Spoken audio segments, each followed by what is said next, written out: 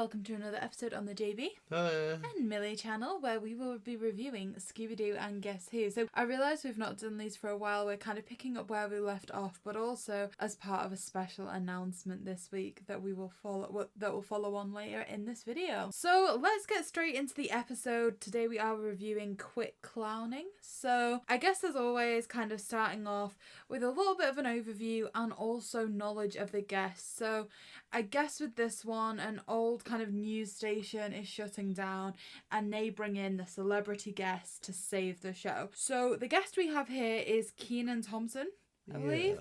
Not somebody I've ever heard of. I've got nothing to kind of comment on this, JayBee. I don't know if you've got a different kind of take. No, literally, I know about as much about Kenan Thompson before watching this as I do after. So, I think that's not a bad thing necessarily. It's not like I was beaten over the head with backstory, lore, in-jokes that I just simply didn't get. It was almost like this wasn't even a celebrity guest star, just this is a character that's supposedly a comedian and now they're in the realm of Scooby. So, yeah, I mean, for all I didn't know them, I'm alright with it, yeah. Yeah, certainly. So we start off with this old news style and we see the creepy clown appear, or as it is referred to in this episode, the ghost clown. Yeah. Normally when you hear ghost clown, I'm getting quite excited. I'm thinking, original Where Are You? Yeah, that bedlam in the big top. And I think comparing designs for all that, and I think you pointed this out when we were watching it, apart from the cold open, it's not often, there's a whole middle section where we just see the clown on the screen via other people. We don't really get that full body image. Part of me feels like this is a better design for something titled The Ghost Clown, because it does look more like a ghost of a clown. But I think in terms of just creepy clowns in general, the one from Bedlam in the Big Top is still going to reign supreme in that regard. I just think maybe it's nostalgia. I just always do prefer that one over this one. But in terms of just a ghoulish clown, I don't think this is bad. I quite like it. No, it's not bad. I mean, I think like you said, certainly the original kind of reigns supreme here. But when you just see fragments of its face in the mirror at the start, that certainly looks quite intimidating. But I personally feel, and you can, disagree here, but when you see the full image of it, it kind of looks a bit strange because all the way throughout it's kind of depicted as almost like a hologram. It appears on the screen. But to see it in what's meant to be kind of real life when it appears towards the end, I kind of just think it still has that look of a hologram. Yeah, I was almost getting a theory midway through that there was some... Because they're always on about in this one, oh, look, it's movie magic. You're standing in front of green screen. Because they are in a studio, I was almost kind of thinking, is there going to be some type of switcheroo in this where the villain is going to be someone that works in VFX or backgrounds or props, and that this clown was actually just going to be a fabrication that was maybe brought to life once via costume, but for the end it was just, we're going to project an image on a TV or something like that the whole entire ghost just didn't exist in the first place. So I guess kind of looking a bit more at Kenan Thompson in this episode, I think they set his character up quite nicely, returns to hometown to kind of save his original show where he was, the inspiration because he was inspired by the clown way back when. I think it's kind of a sweet enough tale. For me, as this progresses though, there's something, I can't say what it is, but to me there does feel like there's something missing in this episode. It goes along quite nicely. I get what we're doing, I get what we're seeing here, come back, there's the kind of pre-show trial to make sure it's going to run right and all those kind of quirks and tropes that you'd expect to see. I do feel like something, I don't know if it's a plot device or just a little bit more backstory or just something feels like it's missing here. I think it could even be more interactions with other characters, but just something feels like it's missing here. I don't quite know what it is. I think it's maybe because I felt that way, but I think maybe it was because this is the episode that I think was the most obvious in terms of who did it. So I think, or at least like, there's a lot of mystique that's lifted.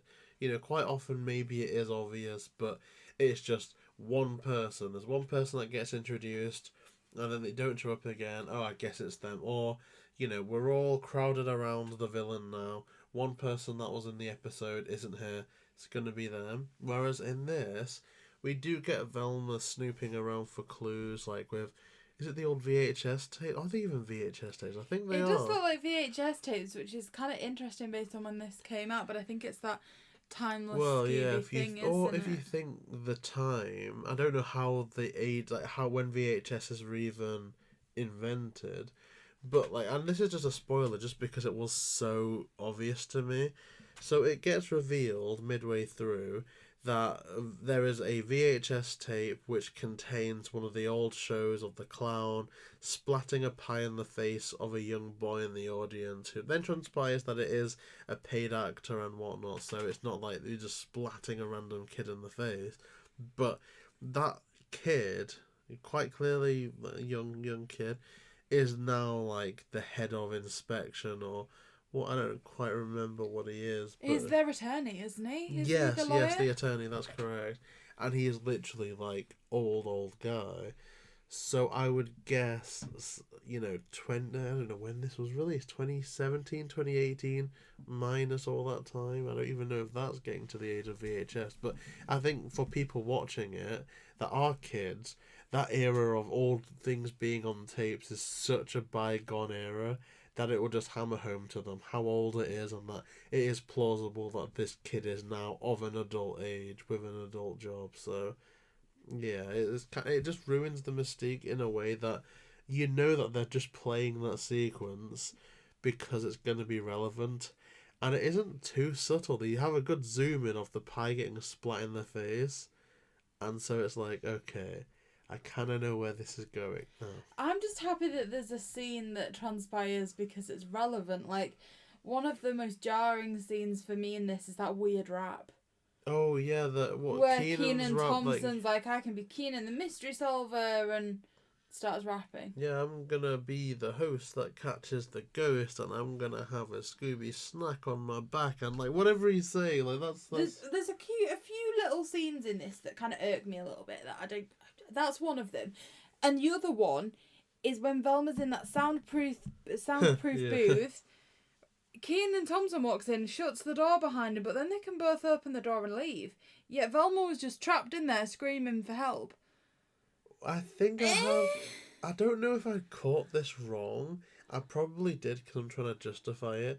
But I believe there is a sequence where Keenan hands Velma her glasses, unless I'm mistaken. So are we saying that Velma is of a level where she can't get out of a room without her glasses? Because, JayBee, you need glasses. And I'm going to say, if I took your glasses off you now and ran into a different room, you are going to be able to get out of that door. True. Because all doors have the same function. But I'm at least familiar with the layout of this place versus, say, if we went to Madame Tussauds or the aquarium. Yes, but you don't proclaim to be a self-professed genius the way that she does. No, that's true. Like, if some self-proclaimed genius can't open a door... Come on now. I'm more of a professed buffoon than a genius. Exactly. So, I don't know, a couple of scenes that kind of irk me a little bit that I'm not 100% there with, but it is what it is. Things progress, and, there's kind of like the scene where they end up throwing pies at the villain, am I right in saying? So, it's a scene that doesn't really sit right with me. I don't know. If anything, it just makes it more obvious than what you were saying. Like, well, it's obvious, but it's also kind of cruel. Like, we get that sequence where the trap for this ghost clown is that scene of the pie getting splat in the face. Yeah. Like, they get like 1 billion monitors, surround the clown with the monitors, and just keep playing that splatting scene. But I think it does make it a lot better that it was a paid actor. I think if it was a situation where the clown randomly chose a kid, pied the kid, and then they were kind of getting tormented by that genuine sense of, and I want to say bullying, but more bad-timed, ill humour, then, it completely changes it, because then we are genuinely tormenting someone that was the victim of some type of bullying versus someone that regrets the decision they made. Although at that age, you'd assume there were maybe some adults involved speaking to agents, which again, I would argue that there's issues with that in the real world. It does get messy when you actually deep it. It's not like it's a show to be deeped, but no. Yeah, there are issues. I'm not really sure how I feel about Mystery Inc., rubbing that in someone's face as such, but it does the job, right? Like, it throws off the clown enough to... Well, I mean, the clown gets away, but it does, stun the clown so that he can be cornered, which I think is probably the goal. Yeah, and like you say, we've got the unmasking. It didn't come as much of a shock, and I guess really that briefly concludes the episode. I think the next we've covered a few now, and this one and the next one, very simple storylines, but at the same time, I feel that it makes it more digestible. As far as I don't think this was long enough for me to get annoyed, bored, or angry. It was just, oh, it started, now it's over. Okay, that was some decent Scooby. Like, it was, Scooby stuff happened, and I witnessed the Scooby stuff. Well, simple plot. Is it a simple decision for you? Is this one a smash or a pass? I think it's just a smash. It's. I think it does enough that, like, I can just rewatch it. It's, say, how I feel about Scoob. Apart from Scoob's a lot longer, this is just easy going for me. Does it stand out? Would I pick it on a top 10 list? Even a top 25 list? Probably not. But I do enjoy it. I think it's good. And I just love the idea of ghost clowns. It's why one of my favourite episodes of Be Cool Scooby Doo is the Madcap episode. One of my favourite episodes of Where Are You is Bedlam in the Big Top. So yeah, this will get a smash from me. What about you, Milly? I hate to say it. I do really hate to say it. But for me, it just... If you look at the standard of some of the episodes we've seen already, I just feel like it doesn't quite live up to some of what we've seen. I remember being really intrigued at the end of the first episode about how it was very like the original and they tried to do certain things. There just wasn't anything about this episode that fully gripped me personally. I'm not saying that it's the worst episode of Scooby I've ever seen, because it certainly is far from it. But I just think if we're going on some of the calibre of the other episodes of Guess Who, for me this one's got to be, quite a light pass. Okay, so that's interesting. We're quite split on them, which doesn't often happen, It's quite a rare instance where we're not fully on the same page. But I guess something that we are on the same page on is how good this week's interview is, which I guess you're going to let me announce perhaps the first one of two. Yes. I will do. So, as you probably know if you follow the channel, this month we are doing a series of special Christmas reunions. So we're bringing back two people that have worked on projects together and interviewing them as part of Christmas reunions. The first guest that I can announce for this week is Chris Bailey. Hey, so Chris Bailey is returning. Of course, Chris Bailey had a very popular interview in season 2, which we're really excited to revisit as well. Now, Chris Bailey was the producer, showrunner, director of Scooby Doo and Guess Who. Also has an amazing career. So that is going to be one part of our interview. We will announce the second part in tomorrow's review. That's right, we are getting not only 2 guests but also 2 reviews out this week, so stick around for that. Indeed. So for all that and more, please follow all the links below, and please like, comment and subscribe to JayBee and Milly.